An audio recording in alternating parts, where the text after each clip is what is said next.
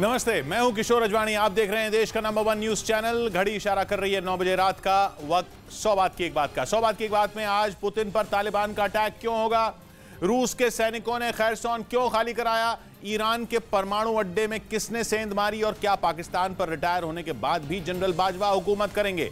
Breaking news आ रही है, Zelensky ने चेचन कमांडर रमजान कादिरोव पर अब तक का सबसे बड़ा हमला कर दिया है। जंग के 8 महीने होते ही कादिरोव को बहुत बड़ा झटका लगा है। यूक्रेन ने दावा किया कि उसने खैरसौन में 40 से ज्यादा चेचन लड़ाकों को मार गिराया। वही खैरसौन जहां पुतिन की सेना करीब 1 महीने से झटके पर झटका खा रही है और अब पुतिन के वफादार रमजान कादिरोव को भी ज़ेलेंस्की की सेना ने बड़ी चोट दी है। ज़ेलेंस्की के इस वार से खूंखार चेचन कमांडर कादिरोव भी हिल गए होंगे, क्योंकि 8 महीने से जारी जंग में ऐसा पहली बार हुआ जब इतनी बड़ी संख्या में चेचन लड़ाके एक साथ मारे गए हों। यूक्रेन ने दावा किया कि उसकी सेना को खबर लगी कि खैरसौन में कई चेचन लड़ाके एक बिल्डिंग में छिपे हैं, जिसके बाद उसकी सेना की कई मिसाइलें चेचन लड़ाकों का काल बनकर निशाने की तरफ उड़ गईं। और जैसे ही मिसाइलें उस बिल्डिंग से टकराईं जिसमें कादिरोव के लड़ाके मौजूद थे, वहां जोरदार धमाका हुआ। यूक्रेन के मिसाइल हमले ने कादिरोव के जवानों को कुछ सोचने तक का मौका नहीं दिया। पलक झपकते ही कई चेचन लड़ाकों की मौत हो गई। यूक्रेन ने दावा किया कि उसके हमले में कादिरोव के 40 से ज्यादा लड़ाके मारे गए, जबकि बहुत बड़ी संख्या में चेचन लड़ाके घायल भी हुए। और इसका एक वीडियो भी सामने आया जिसमें कई लड़ाके दिखाई दिए। वो पूरी तरह धूल से सने हुए थे। कई चेचन लड़ाके तो बुरी तरह जख्मी दिखे। उनमें कई के चेहरे और सिर से खून निकलता नजर आया और कई चेचन लड़ाके तो ऐसे दिखे मानो उन्हें कुछ समझ में ही नहीं आ रहा हो। मौत का खौफ उनके चेहरे पर साफ दिखाई दिया। अब तक ज़ेलेंस्की की सेना पर कहर बनकर टूटने वाले कादिरोव के लड़ाके अपने साथियों की मौत से डरे हुए नजर आए, जो पिछले 8 महीनों से यूक्रेन के अलग अलग शहरों में तबाही मचा रहे हैं। जंग शुरू होते ही कादिरोव ने अपने बेरहम जवानों को यूक्रेन रवाना कर दिया था, ताकि रूसी सेना के साथ मिलकर वो आसानी से पुतिन को जीत दिला सकें, और उन्होंने ऐसा किया भी। मारियोपोल और खार्किव समेत कई शहर उनके भीषण हमलों से कराहने लगे थे। चेचन लड़ाके यूक्रेन में खौफ का दूसरा नाम बन गए थे। ऐसा कहा जाने लगा था कि जिस शहर की ओर वो रुख करेंगे, उसे पुतिन के हाथों में जाने से कोई रोक नहीं सकता।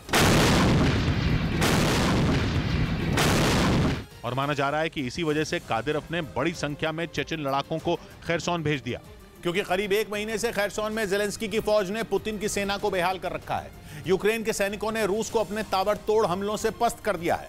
खास बात यह कि खैरसौन ही यूक्रेन का वो इलाका है जहां रूस ने जंग शुरू होने के बाद सबसे पहले कब्जा किया था।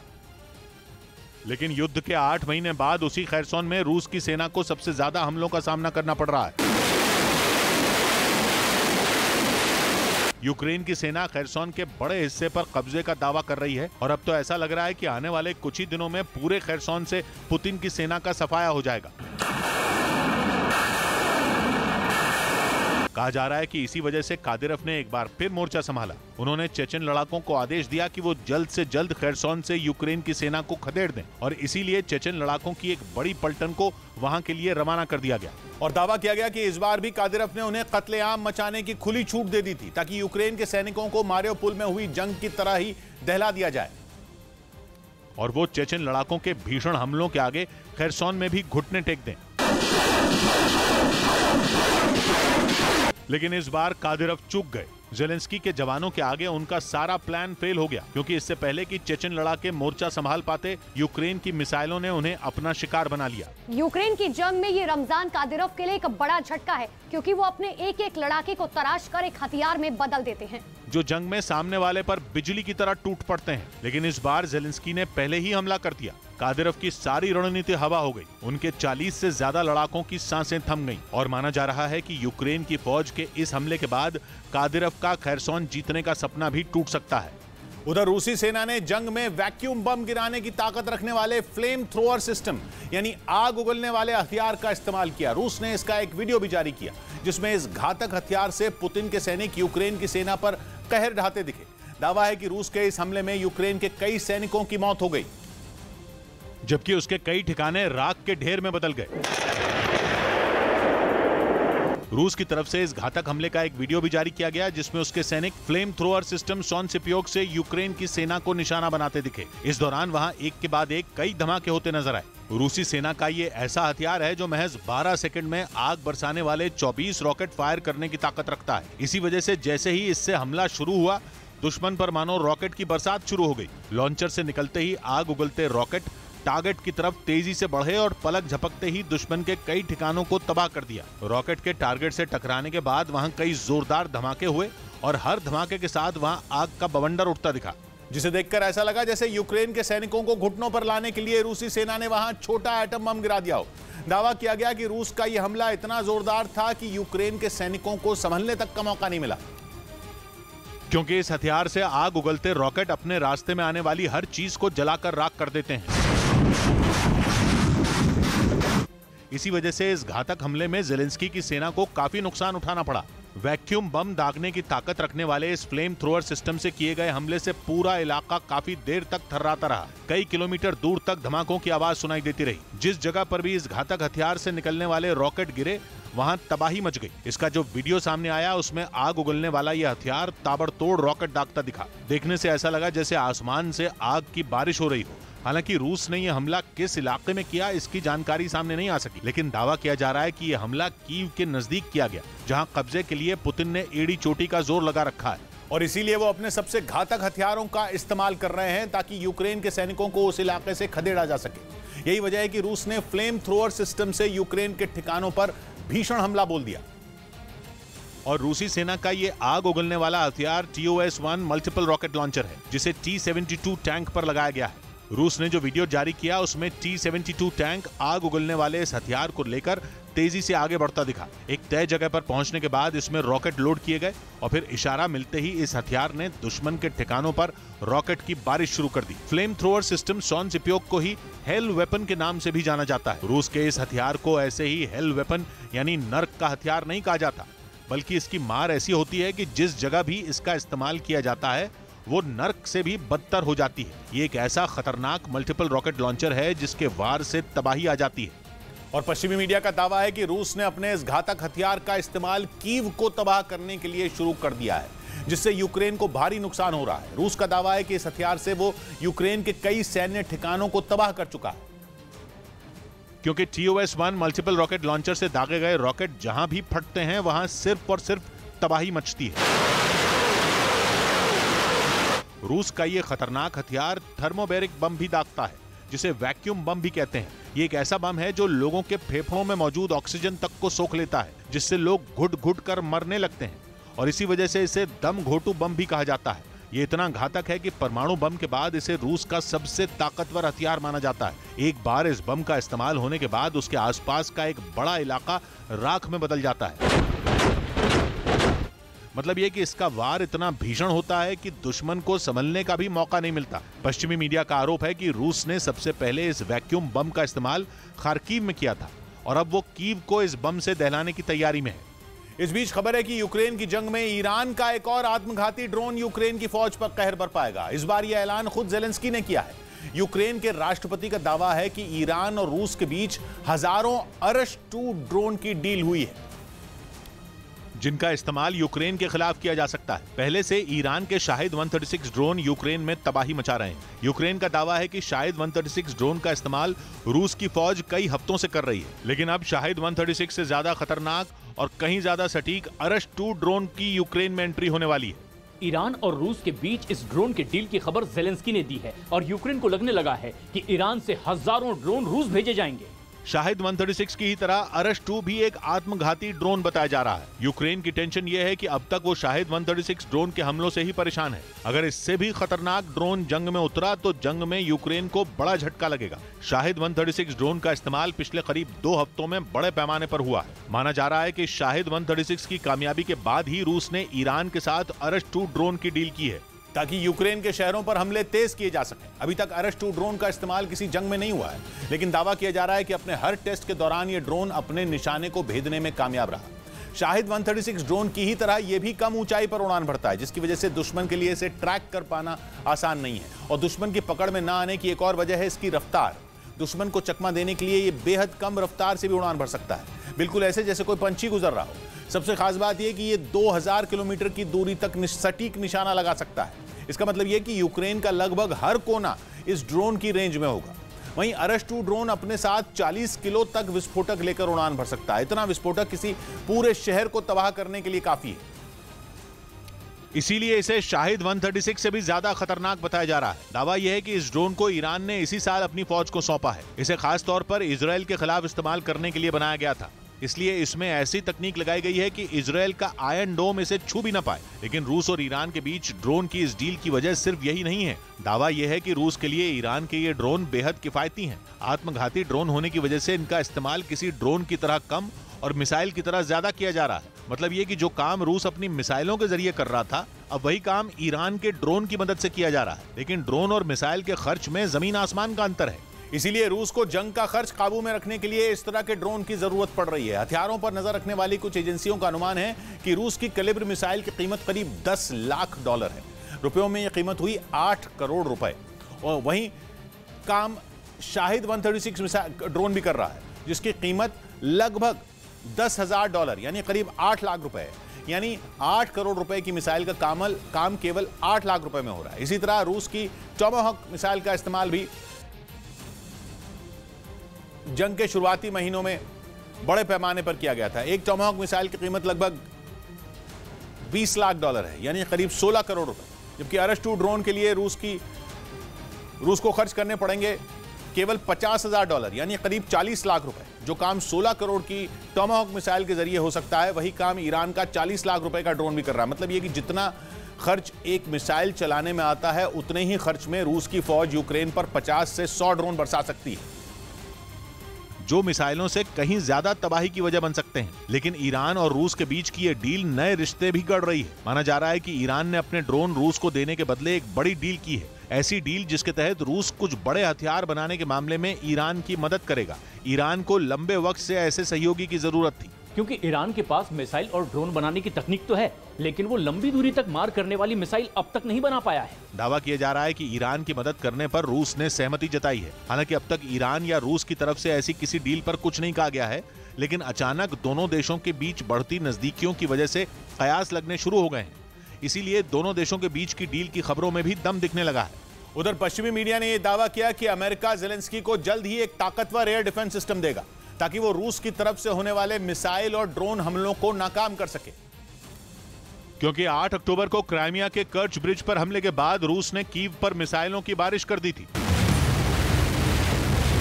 पश्चिमी मीडिया ने दावा किया था कि रूस ने कीव पर हमले के लिए ईरान के शाहिद 136 ड्रोन का इस्तेमाल किया था और आसमान से कीव पर ताबड़तोड़ मिसाइलें दागकर वहां तबाही मचा दी थी। इन हमलों के बाद यूक्रेन ने आरोप लगाया था कि रूसी सेना ने रिहायशी इलाकों को निशाना बनाया था, जिसमें कई आम लोगों की जान चली गई थी। लेकिन अब पश्चिमी मीडिया का दावा है कि कीव को रूसी मिसाइलों और ड्रोन अटैक से बचाने के लिए अमेरिका ज़ेलेंस्की को अपना ताकतवर एयर डिफेंस सिस्टम हॉक देने पर विचार कर रहा है, जो स्टिंगर मिसाइल सिस्टम का ही अपग्रेडेड वर्जन है।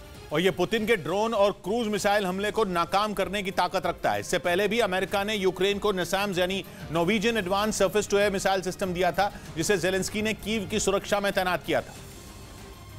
लेकिन वो भी यूक्रेन के शहरों को पुतिन की मिसाइलों से नहीं बचा पाया था। रूस की घातक मिसाइलों के आगे अमेरिका का नसैम्स यानी Norwegian advanced surface to air missile system पूरी तरह बेबस नजर आया था। अमेरिका का रक्षक कहे जाने वाले इस डिफेंस सिस्टम को हवा में ही मिसाइलों को मार गिराने के लिए तैनात किया गया था। लेकिन एक के बाद एक यूक्रेन के शहर रूसी सेना की मिसाइलों का निशाना बनते रहे और अमेरिकी रक्षक देखता रह गया। मतलब ये कि रूस के इन हमलों ने अमेरिका के आधुनिक एयर डिफेंस सिस्टम नसैम्स की हवा निकाल दी थी। दावा तो ये तक किया जाता है कि अमेरिका ने जमीन से हवा में मार करने वाले इस एयर डिफेंस सिस्टम को व्हाइट हाउस की सुरक्षा में भी तैनात कर रखा है। और जंग शुरू होने के बाद अपने इसी हथियार को अमेरिका ने ज़ेलेंस्की को यूक्रेन की सुरक्षा के लिए दिया था। उस वक्त पश्चिमी मीडिया ने दावा किया था कि अमेरिका का यह हथियार युद्ध में पुतिन की परेशानी बढ़ा देगा। और दावा किया गया था कि नसैम्स एयर डिफेंस सिस्टम कीव पर गिरने से पहले ही मिसाइलों को हवा में तबाह कर देगा। उम्मीद भी यही की जा रही थी कि इस एयर डिफेंस सिस्टम को तैनात करने के बाद कीव का आसमान सुरक्षित रहेगा। ज़ेलेंस्की को यकीन था कि जिस तरह हाइमार्स ने पुतिन की सेना की नाक में दम कर दिया, उसी तरह अमेरिका का यह हथियार भी कीव समेत कई और शहरों को बचा लेगा। लेकिन 10 अक्टूबर को रूस ने जब मिसाइलें बरसाईं तो अमेरिका का यह हथियार फेल हो गया। जबकि अमेरिका और नॉर्वे के बनाए गए नसैम्स की सबसे बड़ी खासियत ही दुश्मन के हवाई हमलों को नाकाम करना है। लेकिन जब रूस का हमला हुआ तो यह अमेरिका हथियार काफी सिर्फ मिसाइलों को जमीन पर गिरता हुआ देखता रह गया। हालांकि इस बीच अब दावा किया जा रहा है कि कीव की सुरक्षा के लिए नेटो देशों ने कमर कस ली है, क्योंकि पश्चिमी मीडिया का दावा है कि पुतिन कीव पर अब तक का सबसे बड़ा हमला करने की तैयारी में है।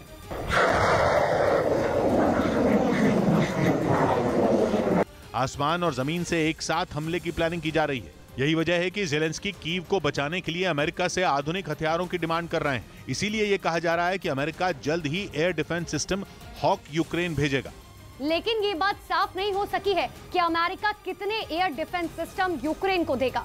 हालांकि बताया यह भी जा रहा है कि नेटो का सदस्य Spain 4 air defence system Ukraine को देगा, जिसके बाद अमेरिका उसके लिए इंटरसेप्टर मिसाइल यूक्रेन को सप्लाई करेगा। पश्चिमी मीडिया के मुताबिक अमेरिका से मिलने वाले इस आधुनिक हथियार को यूक्रेन कीव समेत कई शहरों में तैनात करेगा, ताकि रूसी मिसाइलों को आसमान में ही तबाह किया जा सके। इधर दिल्ली में पाबंदी के बावजूद दिवाली की रात जमकर आतिशबाजी की गई, जिसकी वजह से राजधानी की हवा जहरीली हो गई और दिवाली की अगली सुबह हवा बेहद खराब कैटेगरी में पहुंच गई, जहां दिल्ली का AQI 326 दर्ज किया गया। तमाम जगहों पे 300 से पार है AQI लेवल, यानी कि बेहद खराब श्रेणी में। यही हाल दिल्ली के पास नोएडा और गुरुग्राम का भी रहा। हालांकि पिछले साल के AQI 462 के मुकाबले इस बार दिवाली के अगले दिन प्रदूषण का स्तर कम पाया गया। उधर करीब 2 घंटे तक व्हाट्सएप का सर्वर ठप रहने की वजह से दुनिया भर में करोड़ों लोगों को परेशानी का सामना करना पड़ा। हालांकि बाद में इसकी सर्विस दोबारा शुरू कर दी गई थी, लेकिन इससे पहले दोपहर करीब 12:30 बजे अचानक व्हाट्सएप ने काम करना बंद कर दिया। इसके बाद मैसेज भेजने के लिए लोगों को काफी दिक्कतों का सामना करना पड़ा। थोड़ी देर बाद मेटा ने भी इसकी पुष्टि की कि व्हाट्सएप डाउन है और जल्द ही इसकी सेवा शुरू कर दी जाएगी। इस बीच इंडोनेशिया में एक नाव में आग लगने से 14 लोगों की मौत हो गई। जानकारी के मुताबिक नाव में 240 लोग सवार थे, जिनमें 226 लोगों को सुरक्षित बचा लिया गया।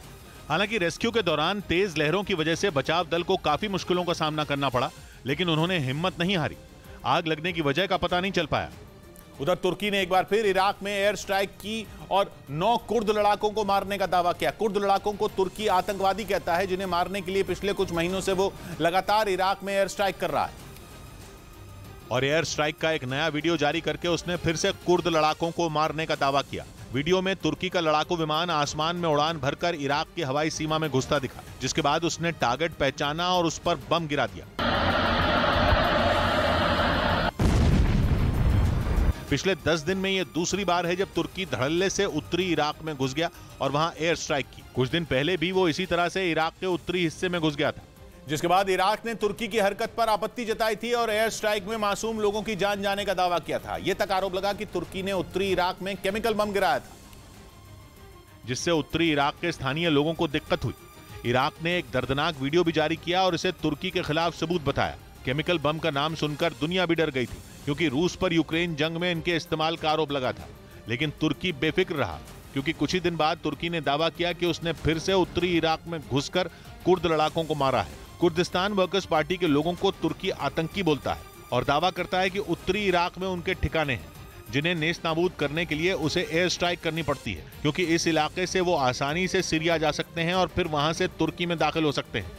इस बीच खबर है कि पाकिस्तान के सेना प्रमुख जनरल कमर जावेद बाजवा वहां के अगले राष्ट्रपति बन सकते हैं, जिसकी एक्सक्लूसिव रिपोर्ट न्यूज 18 के हाथ लगी। वहां अगले साल मार्च में राष्ट्रपति पद के लिए चुनाव होगा, जिसके लिए जनरल बाजवा ने अमेरिकी अधिकारियों के साथ मिलकर प्लान तैयार किया है। कहा जा रहा है कि राष्ट्रपति का फौज और विदेश मामलों पर पूरा कब्जा होगा। न्यूज 18 की एक्सक्लूसिव रिपोर्ट के मुताबिक प्रधानमंत्री को केवल आंतरिक सुरक्षा की जिम्मेदारी मिलेगी। जनरल बाजवा 29 नवंबर को रिटायर हो रहे हैं। इधर बंगाल की खाड़ी में उठे चक्रवाती तूफान सितरंग का कहर बांग्लादेश में दिखा, जिसकी वजह से 11 लोगों की मौत हो गई। इस तूफान का असर भारत में भी दिख सकता है, लिहाजा कई राज्यों में अलर्ट जारी कर दिया गया। आप लोग बीच पे खड़ा है, अभी कोई आ नहीं रहा, जा नहीं रहा है। अभी भारी बारिश की वजह से बंगाल के निचले इलाकों में हजारों लोगों को निकाला गया। उधर ऑस्ट्रेलिया में खेले जा रहे T20 वर्ल्ड कप में शर्मनाक हार के बाद वेस्टइंडीज के कोच फिल सिमंस ने अपने पद से इस्तीफा दे दिया, जिसकी जानकारी वेस्टइंडीज क्रिकेट बोर्ड ने दी। खराब प्रदर्शन की वजह से वेस्टइंडीज की टीम T20 वर्ल्ड कप के सुपर 12 में भी नहीं पहुंच पाई। इसी वजह से सिमंस ने कोच का पद छोड़ दिया। इधर परमाणु युद्ध की गहराती आशंका के बीच ज़ेलेंस्की ने पुतिन पर पलटवार किया। यूक्रेन पर ताबड़तोड़ हमलों के साथ ही रूसी राष्ट्रपति कई बार परमाणु हमले की धमकी दे चुके हैं, और अगर उन्होंने एटम बम गिरा दिया तो फिर यूक्रेन का तबाह होना तय है। पश्चिमी मीडिया का दावा है कि यूक्रेन में पुतिन को कई मोर्चों पर मुंह की खानी पड़ रही है, जिससे वो आग बबूला हैं और इसी बौखलाहट में वो बार बार न्यूक्लियर अटैक की धमकी दे रहे हैं, जिसका जवाब इस बार ज़ेलेंस्की ने भी दिया। पुतिन को सबक सिखाने के लिए या यूं कहें कि पुतिन को काबू करने के लिए ज़ेलेंस्की ने भी रूस पर परमाणु हमले की धमकी दे दी। यानी अगर पुतिन की सेना परमाणु हथियारों का इस्तेमाल करेगी तो उसे यूक्रेन से भी मुंह तोड़ जवाब मिलेगा। ज़ेलेंस्की ने यह धमकी पश्चिमी देशों से मिल रहे लगातार समर्थन के दम पर दी। उन्होंने पश्चिमी देशों से रूस के अहम ठिकानों को निशाना बनाने की भी अपील की ताकि पुतिन की सेना की कमर तोड़ी जा सके। ज़ेलेंस्की ने दलील दी कि 8 महीनों से ये युद्ध यूरोप की धरती पर हो रहा है, इसलिए इससे कोई फर्क नहीं पड़ता कि यूक्रेन नेटो का सदस्य है या नहीं। यानी ज़ेलेंस्की ये चाहते हैं कि पश्चिमी देश अब रूस से आर पार की लड़ाई लड़े। उनके मुताबिक अगर यूक्रेन के खिलाफ परमाणु हथियारों का इस्तेमाल होता है तो उनके सहयोगी देश भी पीछे नहीं रहेंगे, क्योंकि इस बात की आशंका है कि पुतिन काला सागर में परमाणु बम से धमाका कर सकते हैं, जिससे सुनामी का खतरा बढ़ेगा और यूक्रेन के कई इलाके तबाह हो जाएंगे। यही नहीं, खबर तो यह भी है कि यूक्रेन के खिलाफ इस्तेमाल से पहले रूसी सेना अपने परमाणु हथियारों का परीक्षण भी कर रही है, जिसका मतलब है कि आने वाले दिनों में पुतिन बेहद खतरनाक हमलों का प्लान बना रहे हैं और उनके इसी प्लान ने ज़ेलेंस्की को खौफ से भर दिया है। लेकिन यूक्रेन के राष्ट्रपति को भरोसा है कि हर बार की तरह इस बार भी पश्चिमी देश उनके लिए ढाल बनेंगे। मतलब ये कि पुतिन के परमाणु हमले के जवाब में रूस पर भी न्यूक्लियर अटैक हो सकता है और अगर ऐसा हुआ तो दुनिया में तीसरा विश्व युद्ध छिड़ जाएगा। उधर गुजरात के वडोदरा में दिवाली की रात 2 समुदायों के बीच झड़प हो गई, जिसकी वजह से पूरे इलाके में तनाव फैल गया। बताया गया कि पटाखा फोड़ने के मुद्दे पर विवाद शुरू हुआ था, जिसकी खबर मिलते ही पुलिस वहां पहुंच गई। लेकिन इसी बीच हंगामा कर रहे लोगों ने पेट्रोल बम फेंका, जिसमें पुलिस का एक अधिकारी बाल बाल बच गया। इसके बाद पुलिस ने पूरे इलाके को घेर लिया। चारों तरफ पुलिस की गाड़ियां तैनात कर दी गईं ताकि इस हंगामे को तुरंत खत्म कराया जा सके। हालમાં પરિસ્થિતિ સંપૂર્ણ કંટ્રોલમાં છે। જે પથ્થરમાર થયો છે કયા કારણે થયો છે એ બાબતે અમે સીસીટીવી ફૂટેજ અને જે हालांकि पुलिस के पहुंचने से पहले दोनों समुदायों के लोगों ने एक दूसरे पर जमकर पथराव किया। इस दौरान न केवल कई गाड़ियों में तोड़फोड़ की गई बल्कि उनमें कुछ को आग के हवाले भी कर दिया गया। पुलिस ने इस मामले में केस दर्ज कर आरोपियों की तलाश शुरू कर दी। इस बीच रूस की तरफ से आए दिन मिल रही परमाणु हमले की धमकियों से निपटने के लिए नेटो और तगड़ी तैयारी का प्लान बना रहा है। इस बार उसने रूस और यूक्रेन से मीलों दूर बसे अपने सदस्य स्पेन को मैदान में उतार दिया है। स्पेन ने ऐलान किया है कि वो यूक्रेन के बिल्कुल पड़ोस में अपने लड़ाकू विमान तैनात करने जा रहा है, ताकि अगर पुतिन नेटो पर नजरें डालें तो उसका पूर्वी छोर उन्हें ईंट का जवाब पत्थर से देने के लिए बिल्कुल तैयार रहे।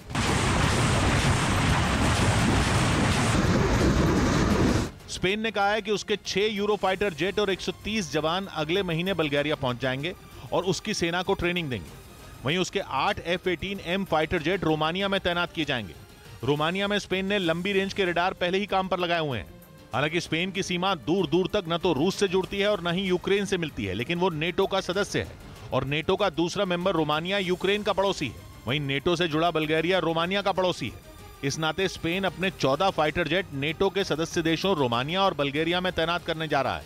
उधर 28 अक्टूबर को ऋषि सुनक ब्रिटेन की सत्ता संभालेंगे। भारतीय मूल के ऋषि सुनक को लिज ट्रस के इस्तीफे के बाद नया प्रधानमंत्री चुना गया और अब ब्रिटेन की बागडोर उनके हाथ में होगी। ब्रिटेन के प्रधानमंत्री चुने गए ऋषि सुनक ने किंग चार्ल्स से बकिंगम पैलेस में मुलाकात की, जिसके बाद उन्होंने देश के लोगों को संबोधित भी किया। Ready to lead our country into the future. To put your needs. Britain के 200 साल के इतिहास में यह पहली बार होगा जब सबसे कम उम्र के ऋषि सुनक प्रधानमंत्री पद की शपथ लेंगे।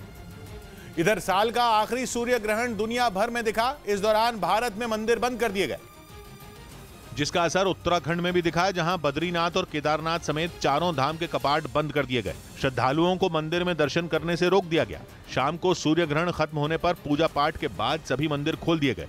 इस बीच अमेरिका के सेंट लुइस के एक स्कूल में गोलीबारी की घटना सामने आई, जिसमें 3 लोगों की मौत हो गई जबकि 6 लोग घायल हो गए, जिन्हें इलाज के लिए अस्पताल में भर्ती करवाया गया। Upon hearing gunfire, they ran to that gunfire, located the shooter and engaged that shooter in exchange of gunfire. बताया गया कि फायरिंग की आवाज सुनकर स्कूल के गार्ड ने पुलिस को सूचना दी, जिसके बाद मौके पर पहुंची पुलिस ने आरोपी को ढेर कर दिया।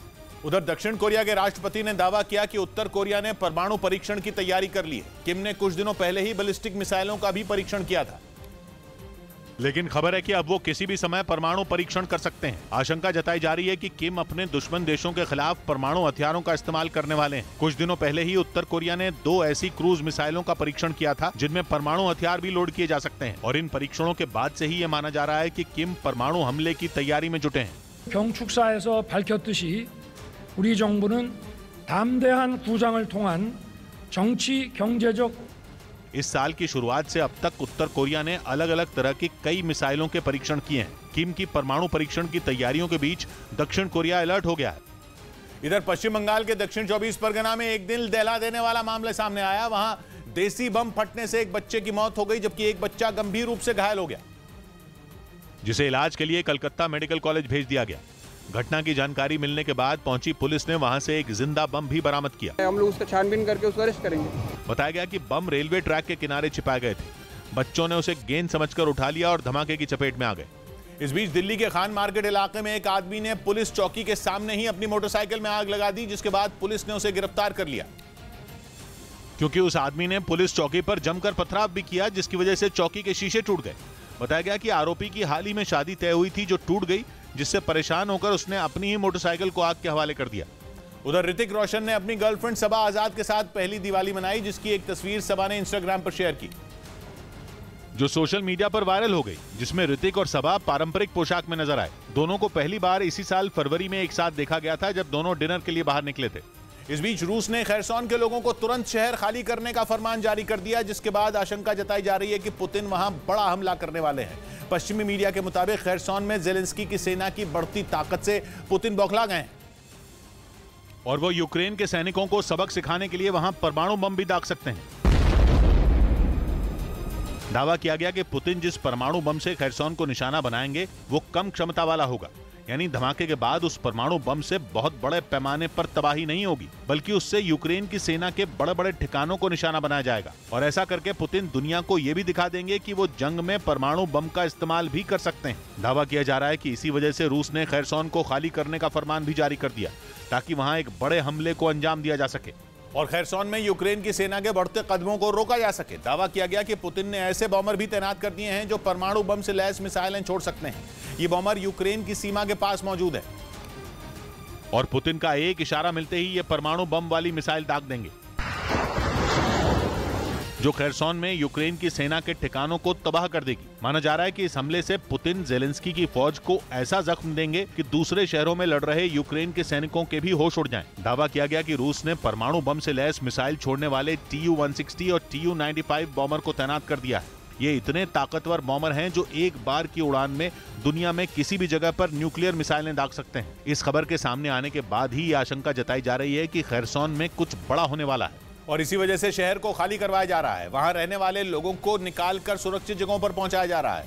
कुछ रोज पहले ही खैरसोन में रूस के गवर्नर ने रोजाना करीब 10,000 लोगों को वहां से निकालने की बात कही थी, लेकिन अब खैरसोन को खाली करवाने का काम तेज कर दिया गया है ताकि लोगों को परमाणु मिसाइल के हमले से बचाया जा सके। दावा किया गया कि खैरसोन से निकालकर लोगों को नीप्रो नदी के पूर्व की तरफ भेजा जा रहा है क्योंकि उसके पश्चिम की तरफ से यूक्रेन की सेना ने बढ़त बना रखी है। दावा है कि लोगों को सुरक्षित जगह पहुंचाने के बाद खैरसोन के उसी हिस्से में छोटे परमाणु बम से हमला किया जाएगा, लेकिन यूक्रेन के मुताबिक खैरसोन से उसके नागरिक नहीं बल्कि पुतिन के अधिकारी और करीबी भाग रहे हैं। यूक्रेन ने दावा किया कि वहां हुए जनमत संग्रह में रूस की गलत जीत के लिए जिन लोगों ने काम किया वो ही अब खैरसोन छोड़कर भाग रहे हैं क्योंकि उन्हें पता है कि जल्द ही खैरसोन पर यूक्रेन की सेना का फिर कब्जा हो जाएगा। इधर छत्तीसगढ़ के रायगढ़ में रेलवे स्टेशन पर खड़ी ट्रेन के एक डिब्बे में अचानक आग लग गई। हालांकि आग कैसे लगी इसका पता नहीं चल सका, लेकिन ट्रेन में आग लगने से वहां हड़कंप मच गया। गनीमत यह रही कि वक्त रहते डिब्बे में मौजूद सभी यात्रियों को ट्रेन से उतार लिया गया, जिससे उन्हें कोई नुकसान नहीं हुआ। हालांकि बाद में मौके पर पहुंची फायर ब्रिगेड की टीम ने डिब्बे में लगी आग को बुझा लिया। उधर म्यांमार की सेना की ओर से की गई एक एयर स्ट्राइक में गायकों और संगीतकारों समेत 80 से ज्यादा लोगों की मौत हो गई जबकि 100 से ज्यादा लोग घायल हो गए, जो एक संगीत समारोह में हिस्सा लेने पहुंचे थे। लेकिन म्यांमार की सेना ने वहां बम गिरा दिए जिससे वहां हर तरफ तबाही मच गई। बताया गया कि यह समारोह सेना के खिलाफ लड़ रहे ग्रुप ने आयोजित किया था। इस बीच खबर है कि ब्रिटेन के बाद चीन की नजर फ्रांस के पायलटों पर है। यह दावा फ्रांस की मीडिया ने किया। यह खबर भी आई कि फ्रांस के कई पायलटों को चीन ने ट्रेनिंग के लिए बुला भी लिया है। मतलब चीन ने समंदर पर राज करने के लिए अपने दुश्मनों के घर में सेंधमारी करनी शुरू कर दी है। और अगर जंग हुई तो वो अपने दुश्मनों के खिलाफ उनके अपने लोगों को सामने खड़ा कर सकता है, क्योंकि खबर है कि ब्रिटेन के बाद चीन ने फ्रांस के पायलटों को मोटी तनख्वाह का ऑफर दिया और वहाँ के कई पायलट तो ट्रेनिंग के लिए चीन पहुँच भी चुके हैं। चीन की सेना संख्या के हिसाब से अमेरिका को टक्कर तो देती है, लेकिन तकनीक के मामले में उससे मात खा जाती है। माना जा रहा है कि इसी वजह से शी जिनपिंग ये नया दांव चल रहे हैं और अपने दुश्मनों के वैज्ञानिकों और पायलटों को अपने यहाँ नौकरी दे रहे हैं, क्योंकि ऐसा करने से उनका डबल फायदा होगा। अच्छा काम करने वाले लोग भी मिलेंगे और दुश्मनों की नई नई तकनीक की जानकारी भी। खबर है कि चीन केवल ब्रिटेन और फ्रांस के ही नहीं, कनाडा के पायलट भी अपने यहाँ बुलाने वाला है, जो चीन में ट्रेनिंग के बाद चीन का जहाज उड़ाएंगे। कनाडा में इसकी जांच भी शुरू हो चुकी है और पता लगाया जा रहा है कि चीन ने वहां के किन किन पायलटों से संपर्क किया है, क्योंकि कहा जा रहा है कि चीन इन देशों में सीधे नहीं घुसता, बल्कि किसी और देश की एजेंसी के जरिए पायलटों तक पहुंचता है। क्योंकि खबर है कि उसने ब्रिटेन के पायलटों से साउथ अफ्रीका की कंपनी के जरिए संपर्क किया और फ्रांस में भी वो यही करना चाह रहा है, क्योंकि फ्रांस के पायलट ऐसे एयरक्राफ्ट से लड़ाकू विमान उड़ाने में माहिर हैं जो गुलेल की तरह विमान को हवा में उड़ा देते हैं। इस तरह की तकनीक अमेरिका और चीन के एयरक्राफ्ट कैरियर में है, लेकिन खबर है कि चीन के पास ऐसे विमान उड़ाने के एक्सपर्ट नहीं है और इसीलिए वो फ्रांस के पायलटों को नौकरी दे रहा है। इधर दिवाली के बाद शेयर बाजार गिरावट के साथ बंद हुआ। लगातार 7 दिनों की तेजी के बाद बाजार में गिरावट दर्ज की गई, जिसकी वजह से सेंसेक्स और निफ्टी लाल निशान पर बंद हुए। सेंसेक्स 288 अंक गिरकर 59,544, जबकि निफ्टी 75 अंक टूटकर 17,656 पर बंद हुआ। हालांकि कारोबार के दौरान सेंसेक्स ने बहुत दिनों बाद 60,000 के स्तर को छुआ। उधर यूक्रेन युद्ध के बीच ब्रिटेन ने घातक मिसाइलों का अभ्यास कर पुतिन को अपनी ताकत दिखाई। जंग की शुरुआत से ही रूस यूक्रेन का साथ देने के लिए ब्रिटेन पर भड़का हुआ है और वो कई बार ब्रिटेन को इसका अंजाम भुगतने की धमकी भी दे चुका है, जिसके जवाब में ब्रिटेन ने रूस को अपनी खतरनाक मिसाइलों का दम दिखाया। उसने स्कॉटलैंड के नजदीक सैन्य अभ्यास किया, जिसमें हवा से हवा में मार करने वाली 53 घातक मिसाइलें दागी गईं। ब्रिटेन की वायुसेना ने इस मिलिट्री ड्रिल का एक वीडियो भी जारी किया, जिसमें उसके लड़ाकू विमान हवा में कई ड्रोन को निशाना बनाते दिखाई दिए। उनके अलावा आसमान में ही कई दूसरे विमानों को भी टारगेट किया गया। मतलब ये कि ब्रिटेन ने इस मिलिट्री ड्रिल से पुतिन को ये चेतावनी दे दी कि अगर उन्होंने नेटो देशों के खिलाफ कोई भी गलत कदम उठाने की सोची भी तो उन्हें मुंह तोड़ जवाब दिया जाएगा, क्योंकि पश्चिमी देश पहले से ही पुतिन के निशाने पर हैं और वो दूसरे देशों के साथ ही ब्रिटेन के शहरों को भी सरमात मिसाइल से तबाह करने की बात कह चुके हैं। और रूस का दावा है कि एक बार उसकी सरमात मिसाइल चल गई तो ब्रिटेन के शहर दुनिया के नक्शे से मिट जाएंगे। रूस तो ये तक कहता है कि उसकी हाइपरसोनिक सरमात दुनिया की सबसे खतरनाक परमाणु मिसाइल है, जो एक ही बार में ब्रिटेन जैसे शक्तिशाली देश को भी बर्बाद करने की ताकत रखती है। यानी पुतिन की धमकी के बाद ब्रिटेन ने भी कमर कस ली है। उसने रूस की तरफ से होने वाले इस संभावित हमले से निपटने की तैयारी तेज कर दी है। इसके अलावा ब्रिटेन मिलिट्री ड्रिल में घातक मिसाइलें दागकर रूस को अपनी ताकत दिखाने में भी जुटा है, ताकि वक्त आने पर वो पुतिन को सबक सिखा सके। इधर राजस्थान के भरतपुर से हैरान कर देने वाला एक वीडियो सामने आया। वहां कुछ लोगों ने एक लड़के की जमकर पिटाई कर दी। बताया गया कि मारने से पहले उन्होंने उसे अगवा किया था।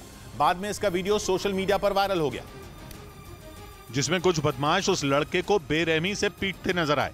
इस घटना का जो वीडियो सामने आया उसमें कुछ लोग एक लड़के पर थप्पड़ों की बरसात करते दिखाई दिए। हालांकि इस दौरान वो पिटाई कर रहे लोगों से छोड़ देने की गुहार लगाता रहा, लेकिन उन लोगों ने उसकी एक न सुनी और उसे छोड़ने के बजाय लात और घूंसों से मारते रहे। इस दौरान बदमाश उसे बार बार मुर्गा बनने के लिए कहते सुनाई दिए। डर की वजह से वो लड़का मुर्गा बन गया। आरोप है कि बदमाशों ने उस लड़के से पहले मारपीट की थी, जिसके बाद उसने पुलिस में शिकायत कर दी। तभी बदमाशों ने उस पर समझौते का दबाव बनाया। जब वो नहीं माना तो उन बदमाशों ने उसे अगवा कर लिया और उसे सुनसान जगह पर ले जाकर उसकी बेरहमी से पिटाई की। घटना की जानकारी मिलने के बाद पुलिस ने आरोपियों के खिलाफ केस दर्ज कर लिया और मामले की जांच में जुट गई। उधर इजराइल पुलिस की स्पेशल फोर्स ने अपने कब्जे वाले वेस्ट बैंक में लायंस डेन नाम के एक संगठन के खिलाफ बड़ी कार्रवाई की।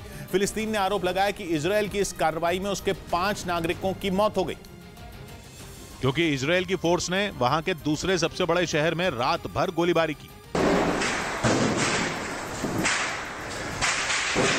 इजराइल ने दावा किया कि वहां लायंस डेन नाम के संगठन ने एक इमारत में बड़ी संख्या में हथियार जमा करके रखे थे और उन हथियारों का इस्तेमाल वो इजराइल के लोगों के खिलाफ करते थे। इसी वजह से उसकी स्पेशल फोर्स ने एक ऑपरेशन को अंजाम दिया, जिसकी वजह से वहां एक बार फिर तनाव बढ़ गया।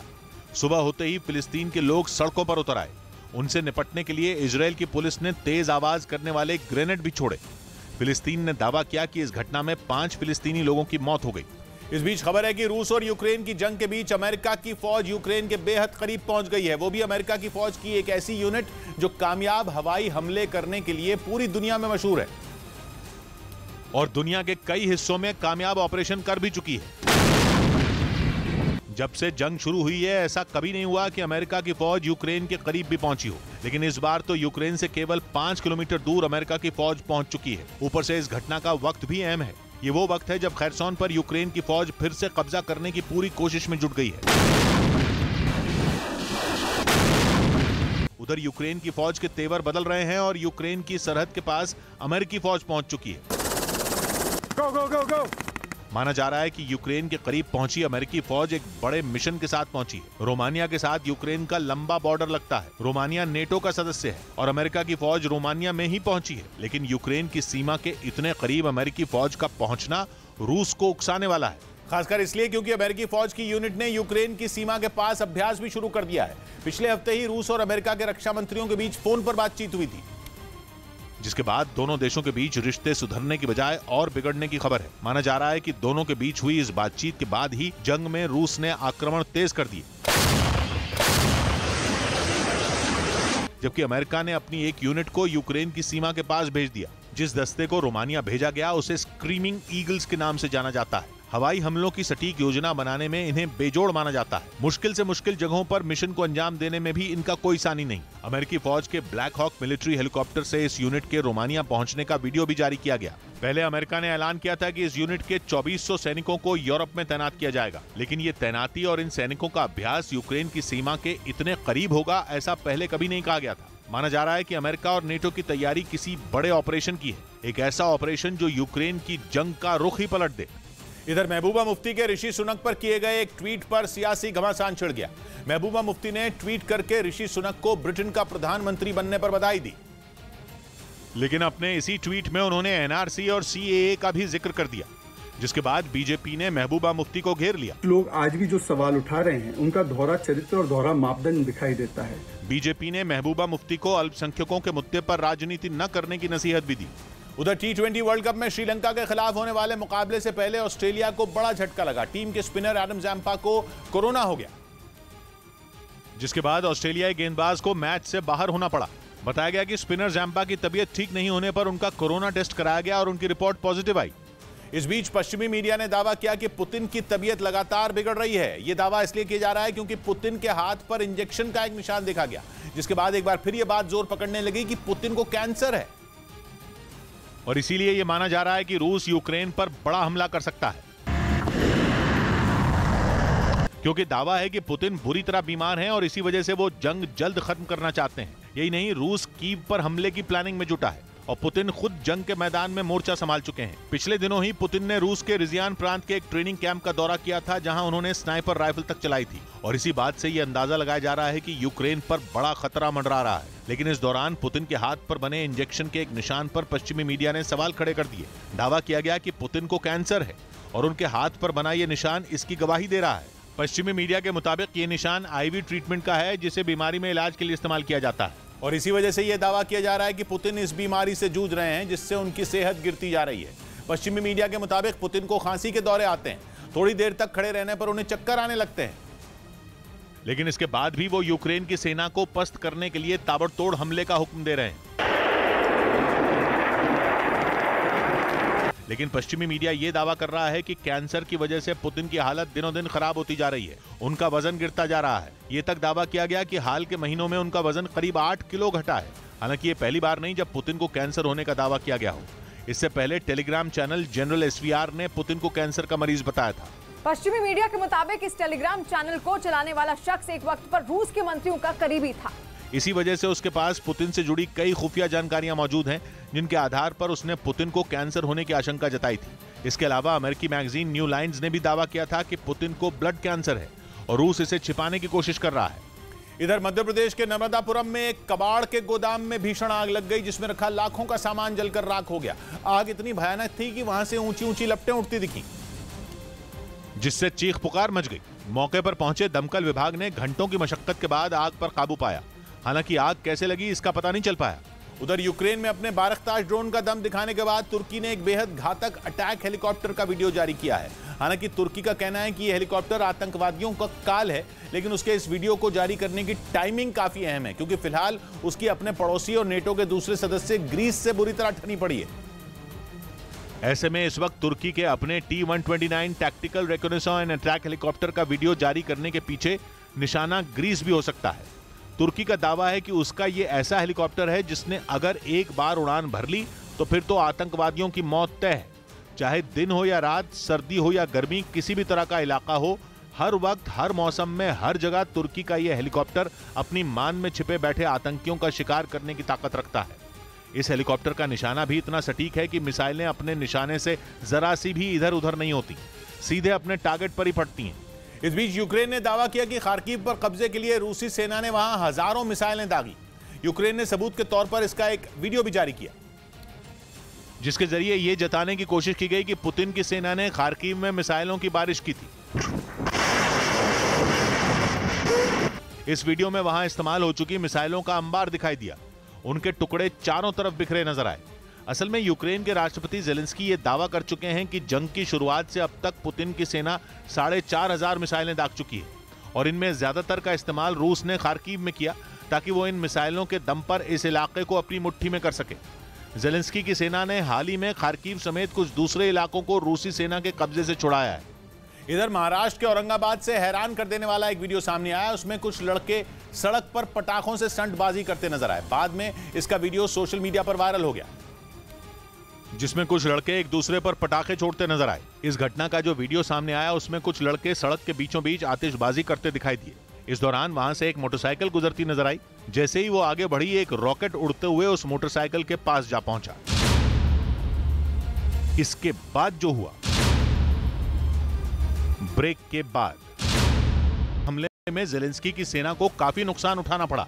वैक्यूम बम दागने की ताकत रखने वाले इस फ्लेम थ्रोअर सिस्टम से किए गए हमले से पूरा इलाका काफी देर तक थर्राता रहा। कई किलोमीटर दूर तक धमाकों की आवाज सुनाई देती रही। जिस जगह पर भी इस घातक हथियार से निकलने वाले रॉकेट गिरे, वहां तबाही मच गई। इसका जो वीडियो सामने आया उसमें आग उगलने वाला यह हथियार ताबड़तोड़ रॉकेट दागता दिखा। देखने से ऐसा लगा जैसे आसमान से आग की बारिश हो रही हो। हालांकि रूस ने यह हमला किस इलाके में किया इसकी जानकारी सामने नहीं आ सकी, लेकिन दावा किया जा रहा है कि यह हमला कीव के नजदीक किया गया, जहां कब्जे के लिए पुतिन ने एड़ी चोटी का जोर लगा रखा है और इसीलिए वो अपने सबसे घातक हथियारों का इस्तेमाल कर रहे हैं ताकि यूक्रेन के सैनिकों को उस इलाके से खदेड़ा जा सके। यही वजह है कि रूस ने फ्लेम थ्रोअर सिस्टम से यूक्रेन के ठिकानों पर भीषण हमला बोल दिया।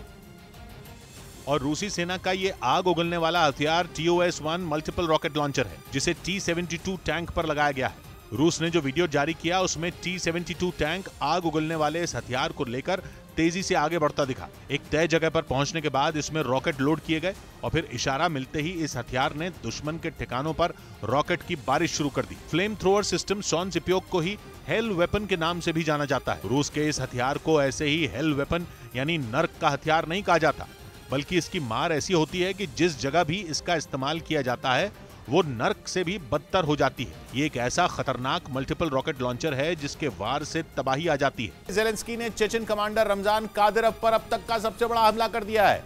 जंग के 8 महीने होते ही कादिरोव को बहुत बड़ा झटका लगा है। यूक्रेन ने दावा किया कि उसने खैरसॉन में 40 से ज्यादा चेचन लड़ाकों को मार गिराया। वही खैरसॉन जहां पुतिन की सेना करीब 1 महीने से झटके पर झटका खा रही है और अब पुतिन के वफादार रमजान कादिरोव को भी जेलेंस्की की सेना ने बड़ी चोट दी है। जेलेंस्की के इस वार से खूंखार चेचन कमांडर कादिरोव भी हिल गए होंगे, क्योंकि 8 महीने से जारी जंग में ऐसा पहली बार हुआ जब इतनी बड़ी संख्या में चेचन लड़ाके एक साथ मारे गए हों। यूक्रेन ने दावा किया कि उसकी सेना को खबर लगी कि खैरसॉन में कई चेचन लड़ाके एक बिल्डिंग में छिपे हैं, जिसके बाद उसकी सेना की कई मिसाइलें चेचन लड़ाकों का काल बनकर निशाने की तरफ उड़ गईं। और जैसे ही मिसाइलें उस बिल्डिंग से टकराईं जिसमें कादिरोव के लड़ाके मौजूद थे, वहां जोरदार धमाका हुआ। यूक्रेन के मिसाइल हमले ने कादिरोव के जवानों को कुछ सोचने तक का मौका नहीं दिया। पलक झपकते ही कई चेचन लड़ाकों की मौत हो गई। यूक्रेन ने दावा किया कि उसके हमले में कादिरोव के 40 से ज्यादा लड़ाके मारे गए, जबकि बहुत बड़ी संख्या में चेचन लड़ाके घायल भी हुए। और इसका एक वीडियो भी सामने आया जिसमें कई लड़ाके दिखाई दिए। वो पूरी तरह धूल से सने हुए थे। कई चेचन लड़ाके तो बुरी तरह जख्मी दिखे। उनमें कई के चेहरे और सिर से खून निकलता नजर आया और कई चेचन लड़ाके तो ऐसे दिखे मानो उन्हें कुछ समझ में ही नहीं आ रहा हो। मौत का खौफ उनके चेहरे पर साफ दिखाई दिया। अब तक जेलेंस्की की सेना पर कहर बनकर टूटने वाले कादिरोव के लड़ाके अपने साथियों की मौत से डरे हुए नजर आए, जो पिछले 8 महीनों से यूक्रेन के अलग अलग शहरों में तबाही मचा रहे हैं। जंग शुरू होते ही कादिरोव ने अपने बेरहम जवानों को यूक्रेन रवाना कर दिया था ताकि रूसी सेना के साथ मिलकर वो आसानी से पुतिन को जीत दिला सकें, और उन्होंने ऐसा किया भी। मारियोपोल और खार्किव समेत कई शहर उनके भीषण हमलों से कराहने लगे थे। चेचन लड़ाके यूक्रेन में खौफ का दूसरा नाम बन गए थे। ऐसा कहा जाने लगा था कि जिस शहर की ओर वो रुख करेंगे उसे पुतिन के हाथों में जाने से कोई रोक नहीं सकता। और माना जा रहा है कि इसी वजह से कादिरोव ने बड़ी संख्या में चेचन लड़ाकों को खैरसोन भेज दिया, क्योंकि करीब 1 महीने से खैरसोन में ज़ेलेंस्की की फौज ने पुतिन की सेना को बेहाल कर रखा है। यूक्रेन के सैनिकों ने रूस को अपने ताबड़तोड़ हमलों से पस्त कर दिया है। खास बात यह कि खैरसोन ही यूक्रेन का वो इलाका है जहां रूस ने जंग शुरू होने के बाद सबसे पहले कब्जा किया था। लेकिन युद्ध के 8 महीने बाद उसी खैरसोन में रूस की सेना को सबसे ज्यादा हमलों का सामना करना पड़ रहा है। यूक्रेन की सेना खैरसोन के बड़े हिस्से पर कब्जे का दावा कर रही है, और अब तो ऐसा लग रहा है कि आने वाले कुछ ही दिनों में पूरे खैरसोन से पुतिन की सेना का सफाया हो जाएगा। कहा जा रहा है कि इसी वजह से कादिरोव ने एक बार फिर मोर्चा संभाला। उन्होंने चेचन लड़ाकों को आदेश दिया कि वो जल्द से जल्द खैरसोन से यूक्रेन की सेना को खदेड़ दें, और इसीलिए चेचन लड़ाकों की एक बड़ी पलटन को वहां के लिए रवाना कर दिया गया। और दावा किया गया कि इस बार भी कादिरोव ने उन्हें कत्लेआम मचाने की खुली छूट दे दी थी, ताकि यूक्रेन के सैनिकों को मारियोपोल में हुई जंग की तरह ही दहला दिया जाए, और वो चेचन लड़ाकों के भीषण हमलों के आगे खैरसोन में भी घुटने टेक दें। लेकिन इस बार कादिरोव चूक गए। ज़ेलेंस्की के जवानों के आगे उनका सारा प्लान फेल हो गया, क्योंकि इससे पहले कि चेचन लड़ाके मोर्चा संभाल पाते, यूक्रेन की मिसाइलों ने उन्हें अपना शिकार बना लिया। यूक्रेन की जंग में ये रमजान कादिरोव के लिए एक बड़ा झटका है, क्योंकि वो अपने एक लड़ाके को तराश कर एक हथियार में बदल देते हैं, जो जंग में सामने वाले पर बिजली की तरह टूट पड़ते हैं। लेकिन इस बार ज़ेलेंस्की ने पहले ही हमला कर दिया। कादिरोव की सारी रणनीति हवा हो गई। उनके 40 से ज्यादा लड़ाकों की सांसें थम गईं, और माना जा रहा है कि यूक्रेन की फौज के इस हमले के बाद कादिरोव का खैरसोन जीतने का सपना भी टूट सकता है। उधर रूसी सेना ने जंग में वैक्यूम बम गिराने की ताकत रखने वाले फ्लेम थ्रोअर सिस्टम, यानी आग उगलने वाले हथियार का इस्तेमाल किया। रूस ने इसका एक वीडियो भी जारी किया, जिसमें इस घातक हथियार से पुतिन के सैनिक यूक्रेन की सेना पर कहर ढाते दिखे। दावा है कि रूस के इस हमले में यूक्रेन के कई सैनिकों की मौत हो गई, जबकि उसके कई ठिकाने राख के ढेर में बदल गए। रूस की तरफ से इस घातक हमले का एक वीडियो भी जारी किया गया, जिसमें उसके सैनिक फ्लेम थ्रोअर सिस्टम सॉन से उपयोग से यूक्रेन की सेना को निशाना बनाते दिखे। इस दौरान वहां एक के बाद एक कई धमाके होते। ब्रेकिंग न्यूज आ रही है। खबर है कि यूक्रेन जंग में तालिबान रूस के खिलाफ लड़ेंगे, जिसमें अल-कायदा भी तालिबान का साथ देगा। खबर है कि अल-कायदा और तालिबान के लड़ाके यूक्रेन में गुरिल्ला वॉर लड़ेंगे, और यूक्रेन में रूस की ओर से जंग लड़ रहे चेचन लड़ाकों को जवाब देंगे। चेचन लड़ाकों पर आरोप लग चुका है कि वो यूक्रेन में बर्बरता कर रहे हैं। इसी का जवाब देने के लिए तालिबान और अल-कायदा यूक्रेन युद्ध में हिस्सा लेंगे। सूत्र बता रहे हैं कि पाकिस्तान की फौज और वहां की खुफिया एजेंसी ISI ने इस बारे में खुद अल-कायदा और तालिबान के लड़ाकों से बात की है, और उन्हें यूक्रेन में जंग लड़ने के लिए तैयार किया है, क्योंकि चेचन लड़ाके यूक्रेन के सैनिकों पर कहर बनकर टूटे और उन्हें मौत के घाट उतारा। ये तक दावा किया गया कि यूक्रेन जंग में ज़ेलेंस्की के सैनिकों को मारने के लिए केवल गोली का इस्तेमाल नहीं हुआ, बल्कि हथौड़े और कुल्हाड़ी से भी उनकी जान ली गई। ज़ेलेंस्की की सेना 8 महीने से रूस के सैनिकों से लोहा ले रही है, और रूस की मिसाइलों और खतरनाक हथियारों का सामना कर रही है। लेकिन दावा किया गया कि ज़ेलेंस्की के सैनिक कादिरोव के लड़ाकों से नहीं लड़ पा रहे, और खूंखार चेचन लड़ाकों ने यूक्रेन के सैनिकों का मनोबल ही तोड़ दिया है, क्योंकि यूक्रेन के सैनिक उतने क्रूर नहीं हो पाए जितने कादिरोव के लड़ाके हैं। और ये सब इसलिए कहा गया क्योंकि चेचन लड़ाकों पर आरोप लगा कि वो पहले यूक्रेन के सैनिकों को गोली मारते थे और फिर कुल्हाड़ी और हथौड़े से उनके टुकड़े टुकड़े कर दिया करते थे। एक रिपोर्ट में दावा किया गया कि चेचन लड़ाकों की हैवानियत उनकी यूक्रेन में युद्ध नीति का हिस्सा थी, क्योंकि वो ऐसा करके यूक्रेन की सेना को दिमागी तौर पर कमजोर करना चाहते हैं, उनके मन में अपना खौफ बिठाना चाहते हैं। दावा किया गया कि चेचन लड़ाकों का यह तरीका काम भी आया, क्योंकि यूक्रेन के सैनिक कभी उस तरह से नहीं लड़ पाए जैसे कादिरोव के लड़ाके लड़े। लेकिन अब खबर है कि चेचन लड़ाकों का जवाब देने के लिए तालिबान यूक्रेन पहुंच रहे हैं, जिसमें उन्हें अल-कायदा का भी साथ मिल रहा है। सूत्र बता रहे हैं कि इस काम के लिए तालिबान को पाकिस्तान की फौज और खुफिया एजेंसी ISI ने राजी किया है, और उन्हें मुंह मांगा पैसा ऑफर किया है। मतलब यूक्रेन जंग में अब गोला बारूद ही नहीं चलेगा, बल्कि पुतिन और ज़ेलेंस्की की ओर से 2 ऐसे खतरनाक गुट भिड़ेंगे जो जान देना भी जानते हैं और जान लेना भी। क्योंकि माना जा रहा है कि जो तालिबान यूक्रेन भेजे जा रहे हैं उन्हें कादिरव के लड़ाकों की टक्कर का बनाया गया और उन्हें 1980 में अफगानिस्तान में हुई वो जंग भी याद दिलाई गई जिसमें रूस की वजह से लाखों लोगों की जान गई थी, क्योंकि उस जंग में रूस ने अफगानिस्तान की कम्युनिस्ट सरकार का साथ दिया था और रूस की सेना अफगानिस्तान की सरकार के समर्थन में विद्रोहियों से लड़ी थी, जिन्हें तब मुजाहिदीन कहा जाता था। जिसके बाद अमेरिका ने पाकिस्तान की मदद से अफगानिस्तान के मुजाहिदीन को लड़ाई के लिए तैयार किया और पूरी दुनिया से लड़ाकों को इकट्ठा करके उन्हें पाकिस्तान और चीन की सेना से ट्रेनिंग दिलाई थी। साथ ही इन्हें हथियार देने के लिए अमेरिका, ब्रिटेन, सऊदी अरब जैसे देशों ने अरबों डॉलर खर्च किए थे। और खबर है कि तालिबान लड़ाकों को पाकिस्तान ने एक बार फिर वही लड़ाई याद दिलाई जो 1-2 साल नहीं बल्कि करीब 9 साल तक चली, जिसमें लाखों लोगों की जान जाने का दावा किया गया था। और माना जा रहा है कि यूक्रेन जंग में तालिबान रूस से सालों पुराना बदला लेंगे, क्योंकि वो लोग जो 1980 के दशक में मुजाहिदीन थे वो अब तालिबान कहे जाते हैं। यानी तब के मुजाहिदीन और अब के तालिबान पहले भी रूस की सेना से लड़ चुके हैं और एक बार फिर वो यूक्रेन जंग में रूस की सेना से भिड़ने की तैयारी में है।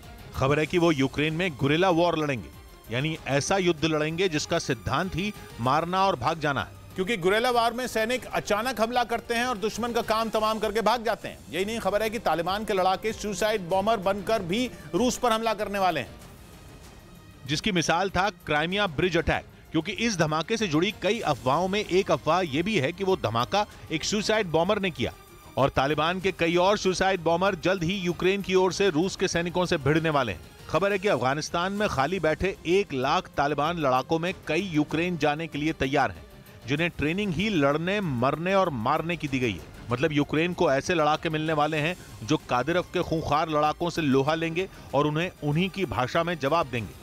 क्योंकि कहा जा रहा है कि अमेरिका के इशारे पर पाकिस्तान ने तालिबान को यूक्रेन में भेजने की प्लानिंग की, क्योंकि वो ये साबित करना चाहता है कि पाकिस्तान अमेरिका के साथ है, न कि रूस के साथ। इधर महाराष्ट्र के औरंगाबाद से हैरान कर देने वाला एक वीडियो सामने आया। उसमें कुछ लड़के सड़क पर पटाखों से स्टंटबाजी करते नजर आए। बाद में इसका वीडियो सोशल मीडिया पर वायरल हो गया, जिसमें कुछ लड़के एक दूसरे पर पटाखे छोड़ते नजर आए। इस घटना का जो वीडियो सामने आया उसमें कुछ लड़के सड़क के बीचों बीच आतिशबाजी करते दिखाई दिए। इस दौरान वहां से एक मोटरसाइकिल गुजरती नजर आई। जैसे ही वो आगे बढ़ी, एक रॉकेट उड़ते हुए उस मोटरसाइकिल के पास जा पहुंचा। हालांकि गनीमत ये रही कि रॉकेट मोटरसाइकिल के आगे बढ़ने से पहले ही जमीन पर गिर गया, जिससे वहां भगदड़ मच गई और लोग रॉकेट से बचने के लिए इधर उधर भागने लगे। लेकिन आतिशबाजी कर रहे लड़के नहीं माने और वो पटाखों से स्टंटबाजी करते रहे। इसी बीच एक रॉकेट वहां खड़े लड़के पर जा गिरा। हालांकि वो रॉकेट की चपेट में आने से बाल बाल बच गया। उधर यूक्रेन ने दावा किया कि रूस और ईरान के बीच सीक्रेट डील हो गई है, जिसके बाद एक वीडियो भी वायरल हुआ और दावा किया गया कि वीडियो ईरान के परमाणु अड्डे का है। यूक्रेन जंग के दौरान रूस और ईरान के रिश्ते मजबूत हुए हैं, क्योंकि ईरान ने रूस को आत्मघाती ड्रोन दिए, जिनसे रूस यूक्रेन की राजधानी और वहां के कई शहरों में विनाश पर विनाश कर रहा है। यूक्रेन के जो 30% परमाणु प्लांट तबाह हुए हैं, उसके पीछे ईरान के ड्रोन शाहिद 136 का बड़ा रोल है, जो सीधा टारगेट को उड़ाते हैं और फिर खुद उड़ जाते हैं। यानी ईरान ने रूस को ऐसे ड्रोन दिए हैं जो बिना कोई सबूत छोड़े यूक्रेन के पसीने छुड़ा रहे हैं। ये ईरान के खतरनाक ड्रोन का ही कमाल है, जिसने रूस और ईरान के रिश्ते को मजबूत कर दिया। और ये तक दावा किया जाने लगा कि रूस और ईरान में सीक्रेट न्यूक्लियर डील हो गई है और रूस ईरान के परमाणु कार्यक्रम में उसकी मदद कर रहा है। ये दावा यूक्रेन के राष्ट्रपति जेलेंस्की ने किया और ये बोल दिया कि अगर इजराइल यूक्रेन की मदद करता तो ईरान और रूस इतना आगे नहीं बढ़ते। क्योंकि अगर इजराइल यूक्रेन को ताकतवर एयर डिफेंस सिस्टम दे देता तो यूक्रेन अपने आसमान की सुरक्षा कर लेता और ईरान के ड्रोन वहां तांडव नहीं कर पाते, जिसकी वजह से रूस और ईरान के रिश्ते नहीं सुधरते। माना यह जा रहा है कि रूस और ईरान के बीच के रिश्ते तभी सुधरे जब दोनों के बीच ड्रोन की डील हुई। और अब यूक्रेन कह रहा है कि रूस और ईरान ने सीक्रेट न्यूक्लियर डील कर ली है, जिसके बाद एक वीडियो भी वायरल हो गया। दावा किया गया कि यह वीडियो ईरान के परमाणु अड्डे का है। यानी जेलेंस्की के दावे के बाद आए वीडियो ने आग में घी डालने का काम कर दिया, क्योंकि जेलेंस्की पहले से दावा कर रहे थे कि रूस ड्रोन के बदले केवल पैसे ही नहीं दे रहा, बल्कि ईरान की ऐसी मदद कर रहा है जिससे उसके परमाणु कार्यक्रम की राह आसान हो जाएगी। क्योंकि अमेरिका ईरान के न्यूक्लियर प्रोग्राम की राह का रोड़ा है और रूस की मदद करके ईरान ने अमेरिका की टक्कर का दोस्त ढूंढ लिया, जिसने यूक्रेन की परेशानी को दुगना कर दिया। यही नहीं, ईरान लगातार नए नए ड्रोन बना रहा है, जिनसे तुर्की के बाद ड्रोन मार्केट में उसका नाम तेजी से उभरा है। पिछले हफ्ते ही खबर आई थी कि उसने अमेरिका के स्विच ब्लेड ड्रोन के जैसा एक ड्रोन बना लिया है और यह भी आत्मघाती ड्रोन है, जिसका नाम है मिराज 521। पूरा चांस है कि रूस को जरूरत पड़ने पर वो ये ड्रोन भी उसे दे दे और इसीलिए यूक्रेन टेंशन में है और रूस और ईरान के बीच सीक्रेट न्यूक्लियर डील की बात करके अपने लिए मदद के रास्ते खोल रहा है। इस बीच रूस की सेना ने यूक्रेन के मेलिटोपोल शहर पर ड्रोन से हमला कर वहां तबाही मचा दी। यूक्रेन ने आरोप लगाया कि पुतिन की फौज ने शहर में मौजूद एक रिहायशी इमारत को निशाना बनाया और उस पर ड्रोन से बमों की बारिश कर दी। मेलिटोपोल में रूसी फौज के इस हमले का एक वीडियो भी सामने आया, जिसमें इमारत के पास आग लगी दिखाई दी, जबकि उससे निकलने वाला काला धुआं आसपास के इलाके में फैलता दिखा। देखकर ऐसा लगा जैसे कुछ देर पहले ही इस इमारत को निशाना बनाया गया था। ड्रोन से गिराए गए बम इतने ज्यादा ताकतवर थे कि उनकी चपेट में आने से पूरी इमारत ही मानो खंडहर में तब्दील हो गई थी। हर तरफ बिल्डिंग का मलबा बिखरा दिखाई दिया। इमारत के अंदर के हालात तो और भी ज्यादा खराब नजर आए। बिल्डिंग के अंदर का जो वीडियो सामने आया उसमें एक फ्लैट के अंदर सभी चीजें टूटी और बिखरी दिखी। यूक्रेन के मुताबिक रूसी सेना के इस हमले में वहां मौजूद 5 लोग बुरी तरह घायल हो गए। इधर उत्तर प्रदेश के फतेहपुर में एक चर्च के पादरी पर जबरन धर्म परिवर्तन करवाने का आरोप लगा और जैसे ही इसकी जानकारी बजरंग दल के कार्यकर्ताओं को मिली वो चर्च पहुंच गए और जमकर नारेबाजी करते हुए हंगामा किया। आरोप है कि चर्च के पादरी ने अपने कुछ साथियों के साथ मिलकर कई लोगों का धर्म परिवर्तन करवाया। 5 लोगों के खिलाफ मुकदमा पंजीकृत किया गया है। 2 लोगों की गिरफ्तारी भी हो चुकी है। बताया गया कि लोगों को 10,000 रुपए का लालच देकर उनका धर्म परिवर्तन करवाया गया। उधर हरियाणा के कैथल में पराली जलाने वाले किसानों को नसीहत दी गई क्योंकि वहां लगातार पराली जलाने का सिलसिला जारी है, जिससे लोगों का सांस लेना भी मुश्किल हो गया है। प्रशासन पराली जलाने वालों पर सख्त कार्रवाई कर रहा है। लगातार मॉनिटरिंग अब जारी है, आज से और टाइट मॉनिटरिंग होगी। हालांकि इसके साथ किसानों को पराली जलाने से होने वाले नुकसान के बारे में भी प्रशासन की टीम बता रही है। इस बीच यूक्रेन की सेना ने एक वीडियो जारी किया जिसमें उसके सैनिक रूस की सेना के काफिले पर ताबड़तोड़ हमला करते नजर आए।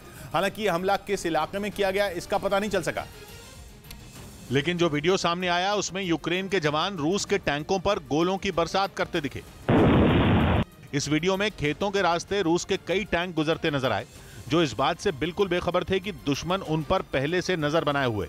रूस की सेना का काफिला जैसे ही आगे बढ़ा, यूक्रेन की फौज ने उस पर कई मिसाइलें दाग दी, जिनमें रूस की सेना के कई टैंक तबाह हो गए। हालांकि वहां मौजूद कुछ टैंक भागने की फिराक में थे, लेकिन यूक्रेन की सेना लगातार उन पर तोपों से हमले करती रही। यूक्रेन ने दावा किया कि उसके इस हमले में रूस के 10 टैंक और कई बख्तरबंद गाड़ियां बर्बाद हो गई, जिससे रूस को भारी नुकसान उठाना पड़ा। उधर दावा है कि अमेरिका और नेटो को आंखें दिखाने वाले पुतिन अब यूक्रेन से अपना पिंड छुड़ाना चाह रहे हैं, लेकिन वो दुनिया के सामने अपनी कमजोरी नहीं दिखाना चाहते, इसलिए वो खुद अमेरिका से बात नहीं कर रहे, बल्कि इसके लिए उन्होंने अपने रक्षा मंत्री को आगे कर दिया है। बीते 3 दिन में रूस के रक्षा मंत्री 2 बार अमेरिकी रक्षा मंत्री से फोन पर बात कर चुके हैं, ताकि 8 महीने पूरे कर चुकी यूक्रेन की जंग से किसी तरह पीछा छुड़ाया जा सके। कहने का मतलब यह कि जो रूस पहले दिन से परमाणु हमले की धमकी देता आ रहा है, उसके तेवर बदलते हुए दिख रहे हैं। वो किसी तरह यूक्रेन की जंग रुकवाने के लिए अमेरिका और नेटो से बीच बचाव कराना चाह रहा है। इसलिए रूस के रक्षा मंत्री सर्गेई शोइगु हाथ पैर मार रहे हैं और उन्होंने अब अचानक अमेरिका से बातचीत शुरू कर दी है। 21 अक्टूबर को सर्गेई शोइगु ने 5 महीने बाद पहली बार अमेरिका के रक्षा मंत्री लॉयड ऑस्टिन से बातचीत की और इसके 2 दिन बाद उन्होंने एक बार फिर लॉयड ऑस्टिन को फोन मिला दिया। माना जा रहा है कि यह कवायद इसलिए हो रही है क्योंकि पुतिन यूक्रेन पर हमला करके अपने ही पैर पर कुल्हाड़ी मार चुके हैं।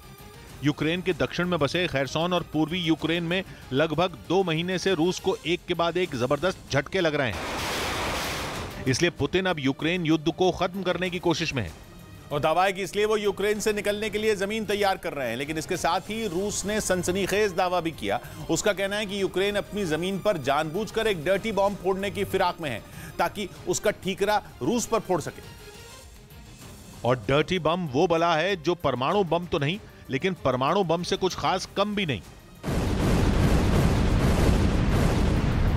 डर्टी बम डायनामाइट जैसे बारूद और रेडियो एक्टिव पाउडर का ऐसा मिक्सचर होता है कि जैसे ही बारूद फटता है, जोरदार धमाका आसपास के चप्पे चप्पे में रेडियो एक्टिव पदार्थ फैला देता है।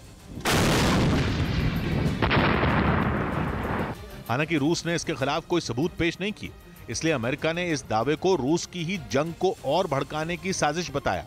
मतलब रूस फालतू का हल्ला मचाने में लगा है कि यूक्रेन डर्टी बम फोड़ने वाला है, ताकि वो खुद यूक्रेन पर जोरदार हमला कर सके।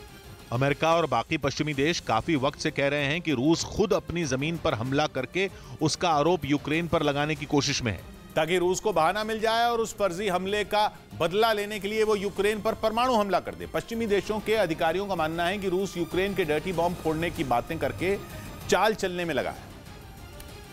और इस चाल में रूस सिर्फ अमेरिका को ही फंसाने की कोशिश में नहीं है, बल्कि रूस के रक्षा मंत्री सिर्गे शोइगु नेटो के दूसरे बड़े सदस्यों से भी बात करने में लगे हैं। वो तुर्की के रक्षा मंत्री, ब्रिटेन के रक्षा मंत्री और फ्रांस के रक्षा मंत्री से भी 2 दिन पहले बात कर चुके हैं।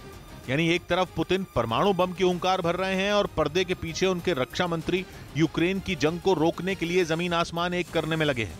लेकिन बात यह है कि पुतिन रूस को कायर नहीं दिखाना चाहते। कहा जा रहा है कि यही वजह है कि उनके रक्षा मंत्री ने नेटो से बातचीत शुरू कर दी है ताकि कोई बीच का रास्ता निकाला जा सके। हालांकि जरूरी नहीं कि यह पुतिन की जंग से छुटकारा पाने की तरकीब ही हो, बल्कि यह उसका यूक्रेन पर परमाणु बम फोड़ने का पैतरा भी हो सकता है। रक्षा विशेषज्ञों का मानना है कि नेटो देशों से बात शुरू करके रूस दुनिया को यह दिखाना चाहता है कि उसने तो अमेरिका से लेकर ब्रिटेन तक को चिताया था, लेकिन सबने उसे हल्के में लिया। इसलिए मजबूरी में उसे अपना ब्रह्मास्त्र यानी परमाणु बम दागना पड़ा। इस बीच खबर है कि पुतिन के करीबी और रूस के पूर्व राष्ट्रपति दिमित्री मेदवेदेव ने अपने देश के हथियार बनाने वाली कंपनियों को बड़ी धमकी दे दी। खबरों के मुताबिक उन्होंने चेतावनी दी कि अगर हथियार बनाने में कमी की गई तो ऐसा करने वालों को जेल भेज दिया जाएगा। क्योंकि यूक्रेन के साथ रूस की जंग लंबी खिंचती जा रही है। यूक्रेन के हथियारों का भंडार तो पश्चिमी देश भर रहे हैं, लेकिन उन्हीं पश्चिमी देशों के प्रतिबंधों की वजह से नए हथियार बनाने में रूस को पसीने छूट रहे हैं। क्योंकि 8 महीने की जंग में रूस ने बड़ी संख्या में अपने हथियार खो दिए। खासतौर पर उसके टैंकों का तो बहुत ही बुरा हाल हुआ। पहले जैवलिन मिसाइलों ने पुतिन के टैंकों के परखचे उड़ाए और अब अमेरिका के ही दिए हाई मार्च से निकले रॉकेट रूस के टैंकों को तिनके की तरह तोड़ रहे हैं। दावा किया गया कि अब तक की जंग में रूस के 1400 से ज्यादा टैंकों की बलि चढ़ चुकी है और इसी वजह से दिमित्री मेदवेदेव रूस की हथियार कंपनियों को धमकाने के लिए मजबूर हो गए। क्योंकि रूस के पास हथियारों का ऐसा अकाल पड़ गया है कि वो जंग में सोवियत संघ के जमाने के हथियारों का इस्तेमाल कर रहा है और इसी बात ने पूरी दुनिया के सामने पुतिन की पोल खोलकर रख दी, जो अपनी सेना के सबसे शक्तिशाली होने का दावा करते थे। लेकिन अब वही ताकतवर फौज यूक्रेन की जमीन पर पिट रही है। माना जा रहा है कि इसी बात ने पुतिन के करीबी दिमित्री मेदवेदेव को इतना परेशान कर दिया कि वो अपने ही लोगों को धमकाने पर उतर आए और ऐसा उन्होंने तब किया जब वो टैंक बनाने वाली एक कंपनी के दौरे पर पहुंचे थे। वहां बड़ी संख्या में T-72B3 और T-90M टैंक तैयार होते नजर आए। दावा किया गया कि इसी दौरे में दिमित्री मेदवेदेव ने चेतावनी दी कि रूस में हथियार बनाने का काम रुकना नहीं चाहिए, क्योंकि जंग अब भीषण होती जा रही है और रूस की सेना को अगर जेलेंस्की की फौज को जवाब देना है तो उसे पहले से भी ज्यादा हथियारों की जरूरत पड़ेगी। और इसीलिए मेदवेदेव ने रूस की हथियार बनाने वाली कंपनियों को दिन रात काम करने की चेतावनी दे दी। इसके साथ ही रूस हथियारों की कमी को पूरा करने के लिए ईरान जैसे देशों से बड़ी डील भी कर रहा है और उसी के तहत रूस को शाहिद 136 जैसा घातक ड्रोन भी मिला है। ईरान के इस ड्रोन ने कीव समेत दुनिया के कई शहरों को निशाना बनाया था। इस ड्रोन से दागी गई ताकतवर मिसाइलों ने यूक्रेन के शहरों की नींद उड़ा दी। अब दावा किया जा रहा है कि रूस ईरान से 2400 शाहिद 136 ड्रोन की दूसरी खेप भी मंगाने जा रहा है। इतना ही नहीं, वो ईरान से छोटी दूरी तक मार करने वाली बैलिस्टिक मिसाइलें भी खरीदने जा रहा है, जबकि पुतिन उत्तर कोरिया से तोप के गोले भी मंगाएंगे। यानी उनकी सेना की हालत इतनी खराब है कि उसकी तोपों के लिए गोले तक नहीं बचे। माना जा रहा है कि इसी बौखलाहट में दिमित्री मेदवेदेव ने हथियार बनाने वाली कंपनियों को जेल तक की धमकी दे दी। इधर दिल्ली के केशवपुरम इलाके में पटाखे जलाने पर विवाद हो गया, जो इतना बढ़ गया कि गोलियां चल गईं, जिसमें 3 लोग घायल हो गए, जिन्हें इलाज के लिए अस्पताल में भर्ती करवाना पड़ा। मस्ती कर रहे थे तो उनको प्रॉब्लम हो रही थी। आरोप है कि बच्चों को पटाखे जलाने से मना करने पर पड़ोसी से विवाद हुआ। बाद में मौके पर पहुंची पुलिस ने आरोपी को गिरफ्तार कर लिया।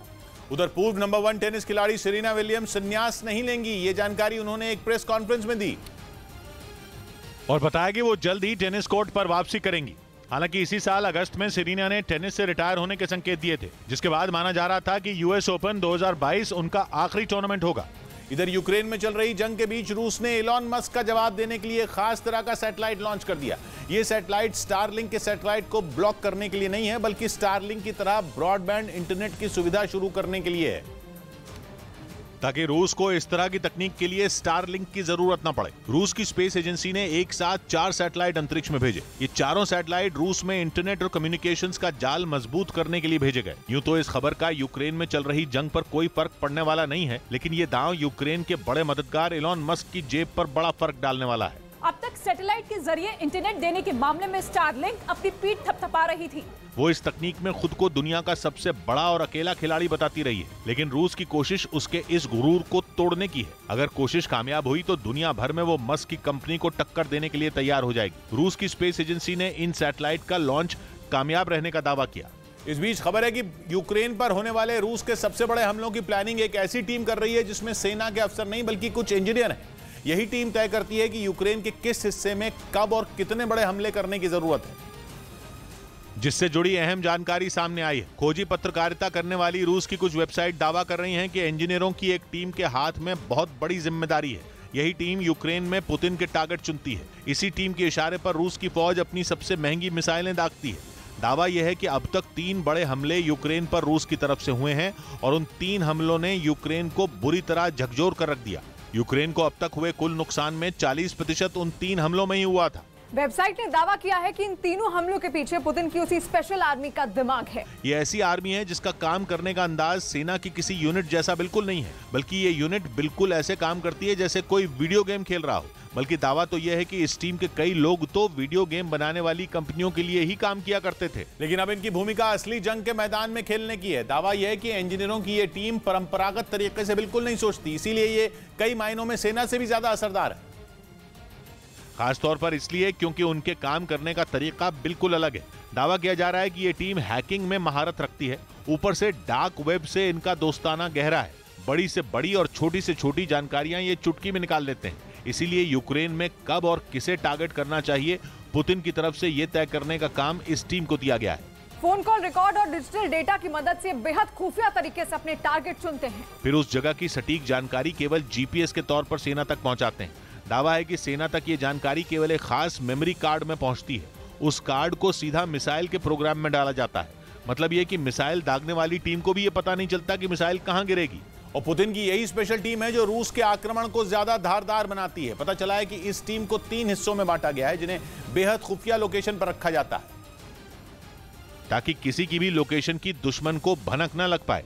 इनके काम करने का अंदाज बहुत कुछ खुफिया एजेंसियों की तरह है। मतलब ये कि न तो इनकी कोई वर्दी है और ना ही कोई प्रोटोकॉल। बिल्कुल आम लोगों की तरह दिखने वाले ये लोग पुतिन की सबसे खास आर्मी का हिस्सा हैं। यहाँ तक कि इनके परिवार और सबसे करीबी लोगों को भी इनके काम की खबर नहीं है, लेकिन सुरक्षा इन्हें फौज के सबसे ताकतवर अधिकारियों से भी ज्यादा दी जाती है। दावा है कि 3 हिस्सों में इस टीम को बांटा जाता है, वो भी इसलिए कि अगर किसी एक की लोकेशन दुश्मन तक पहुंच भी जाए तो भी बाकी टीम को बचाया जा सके। पता चला है कि इस टीम में कुछ ऐसे युवा भी हैं जो रूस की नौसेना में रह चुके हैं। इन्हें फौज के तौर तरीकों की भी खबर है। ब्रेकिंग न्यूज आ रही है। यूक्रेन में मौजूद भारतीयों को फौरन यूक्रेन छोड़ने के लिए फिर एडवाइजरी जारी की गई। ये एडवाइजरी भारतीय दूतावास की तरफ से जारी की गई। इससे पहले भी 2 एडवाइजरी जारी की जा चुकी हैं और लोगों से यूक्रेन तुरंत छोड़ने की अपील की जा चुकी है। नीरज हमारे साथ जुड़ रहे हैं। नीरज, क्या पता चल रहा है इसमें?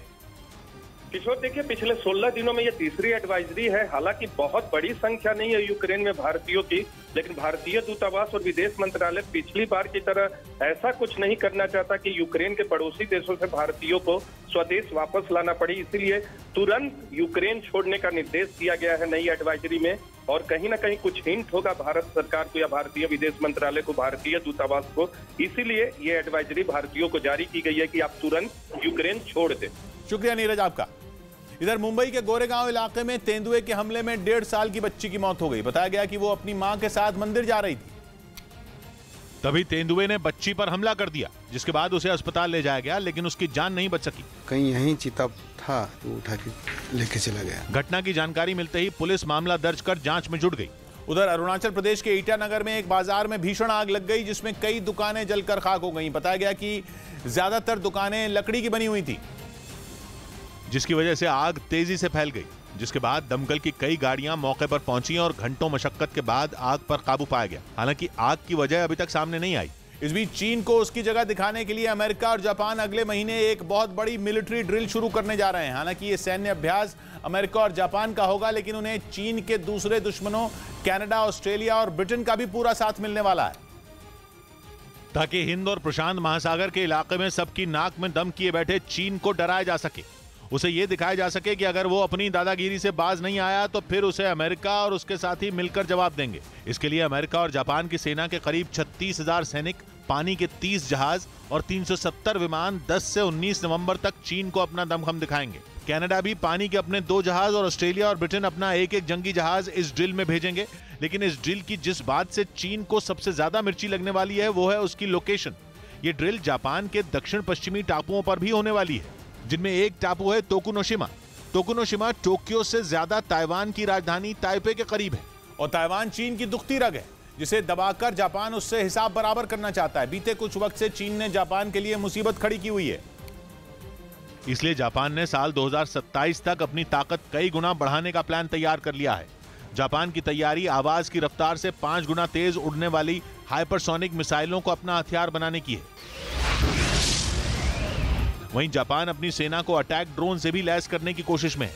अब तक जापान की सेना ड्रोन को जंग के मैदान का अहम हथियार नहीं मानती थी, लेकिन यूक्रेन की जंग में तुर्की के बायरख्ताश और ईरान के शाहिद ड्रोन ने जिस तरह अपना लोहा मनवाया है, उससे जापान ने भी अब स्ट्रेटजी बदल ली है।